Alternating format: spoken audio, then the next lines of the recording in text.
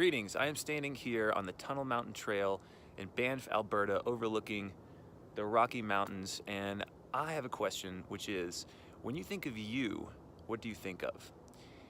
You might think your name, your job, your hobbies, your identity, your work, your friends, your loved ones, your interests, your favorite food, your favorite colors.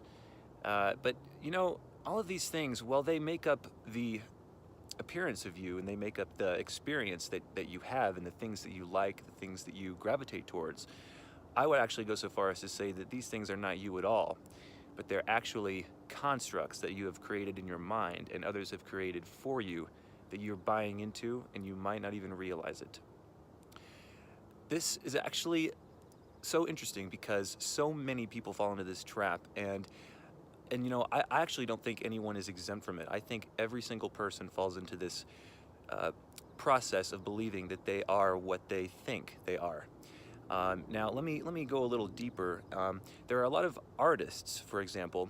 Most artists, most creative people, and of course I'm concerned with artists and creative people because I myself am one, fall into this line of thinking where they believe that their identity as an artist, their identity as a creative person is tied in with their ego. If I relate with this identity as an artist, but then something goes wrong, like say somebody doesn't like my art, somebody, you know, say that I play a song for somebody and they don't like it, if that identity is tied up in my ego, I can get very upset. I can get very sad and depressed because if my identity is threatened, if my artistic role, if you will, is threatened, then the very thing that I see as myself is threatened. And this can be very bad and very destructive for obvious reasons. So I'd like to launch into an example from my personal experience. As a young man growing up, I was just fascinated with women. Of course, I mean, most heterosexual males typically are. And you know, I just had so many questions about them, and I really wanted to know what goes into a relationship with a woman, even a casual one, or a girlfriend and boyfriend sort of relationship. I was always fascinated, and I had questions. So these questions led me to investigating communities of other young men in their 20s, mostly in their 20s and 30s, who had similar questions about women and relationships. And I got involved in what has become known as the pickup or seduction communities. Now, I actually developed this character in my mind. You might call it a ladies' man or a Casanova, to the point where I was so engulfed in this character and this sort of idea of the type of person that I wanted to be when it comes to women and dating, that I spent a good chunk of my life. Let's say I lived in 4 cities in about 8 years, from the East Coast all the way to the West Coast where I live now.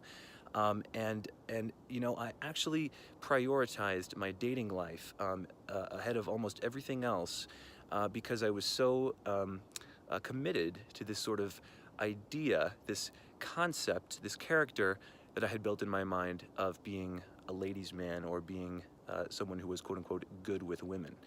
Now, what happened was, now, although I would have some personal triumphs and some victories, some interesting things happened, I did meet some interesting people, I fundamentally was extremely disappointed in many of the feelings that I was feeling.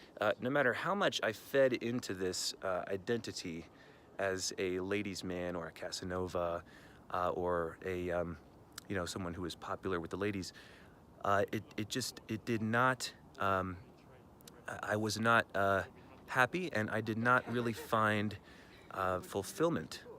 And so now, looking back on that, I'm completely convinced that I was feeding into a concept, once again, a character that was not really real and was not really me. And that character turned out to be a completely dominating force for several years, as I've just described. Now, knowing this, actually realizing this, is extremely liberating, because I can now know that that character is not really me. Uh, Although I thought that I wanted it to be me, it was really, again, just a character, just a construct. And all these words are the same, really. Self-concept, construct, role, identity, character.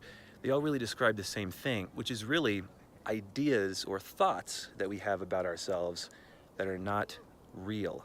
And that right there can really explain why there can be so much unhappiness, so much disappointment, and heartbreak, as I've experienced, in buying into these fake realities, which is an oxymoron, but it really does seem real until you stop to think that it has nothing to do with who we truly are.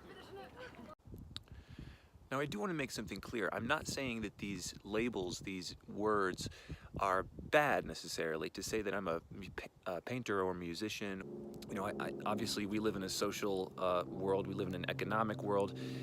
You know, it's very useful to explain to people. Look, I'm an artist. I'm a photographer. I'm a sculptor. I'm a musician. I'm an entrepreneur. Whatever it might be. But the danger comes when we can overinvest in these terms, and we actually make them part of our identity. So I'm standing here as you can see, on a beautiful overlook in Banff, and there are very steep cliff walls here, and there are actually climbers that climb up these cliff walls. And I actually just drew an analogy in my mind, which is, imagine the cliff wall is kind of like the way to your true self, right? The way to your self-discovery. The words that you use to describe what you do or how you express your art or your craft can be a tool to get up the side of the cliff. However, if you start to believe that these words and names and terms define you, you can actually start to get very disappointed if something goes wrong and your self-image is threatened because your ego is invested in it. And you can start to fall down the cliff. You can start to go backwards in your quest for self-discovery. So what I would want for you is to really understand this distinction, which is using these words and labels as tools and over-investing them, making them part of your self-image. It's tricky, but I believe that once we understand the distinction here, we can actually free ourselves from a lot of suffering. So that's my message for today. I know it's a little deep, a little long-winded. I hope you were able to follow it. I hope it wasn't too scattered. But yeah, basically just use the names, use the labels, describe yourself as whatever you want. Just be aware of the dangers of over-investing in it. That's my message. So I want to thank you so much for watching the video. Please consider hitting the subscribe button below. I'm going to be posting a lot more content, offering more insights, wisdom from my own personal experience. I really believe that self-knowledge is the most important thing for everyone, and my goal is just to share it with you in the hopes that you can lead a more creatively fulfilling life. So thanks so much again, and I look forward to talking to you soon. All right, so I thought that was going to be the end of the blog post, and it was the end. However, I just met this lady by the name of Ariana, and we got to talking about these very same ideas, concepts, labels, identifications. We had a really cool talk about it, and it turns out that this lady that just wandered right into where I was standing wrote a poem about ideas. And I thought, you know, she just read it to me, and as I was listening, I thought, you know, why not include that in this video? I think it would be a really perfect ending to this video blog that I made today. So without further ado, here is Ariana with her poem entitled Ideas, right? Just an idea. Just an idea. Hello. I'm in love with an idea, pure and unmasked. I'm in love with an idea with mirrored conversations that feel as though the words hadn't just been lent to me because I owned them. I'm in love with an idea, with carefully constructed adventure where the wonder is written in black ink with explicit directions instead of suggestions, where I don't care how I should feel, I just do. I'm in love with the idea of me. I'm in love with these ideas. The thing about ideas is, if you let them be ideas, that's all they'll ever be. And the thing about ideas is that they are ideas, so they are perfect, they are ideal. And everything outside of this idea is a failed one. A crumpled up paper, a swear word, another swear word, a graveyard. I'm in love with ideal ideas, and those are the worst kind, because when ideas only exist in my world, when they only thrive in my imagination, everything else is somehow dull. Nothing satisfies my ideas, because then I have more ideas. Ideas of rose-tinted glasses and cashmere skin. What if I don't know what my ideas anymore? What if I don't know what my ideas are anymore? What if that gut feeling is replaced by screaming voices, more screaming voices, but none of them belong to me? And if they do, I don't recognize them anymore. Voices are just voices, and ideas are just ideas, but what if I don't have the voice to voice my ideas? Do I want to have ideas? Ideas and dreams and ideal ideas about my dreams? Do I want to slip into the wave pool of ideas, always hitting me but never the surface? I'm in love with ideas, but what if maybe, just maybe, my ideas aren't in love with me? Just an idea. Just an idea. Pretty cool. Well, I don't know about you guys, but that was perfect. And by perfect, I mean as close to perfect as it could be while still being in reality, which is inherently flawed. Anyway, I'll stop rambling, but thank you, Ariana. Yeah. Thank you, Internet. Bye.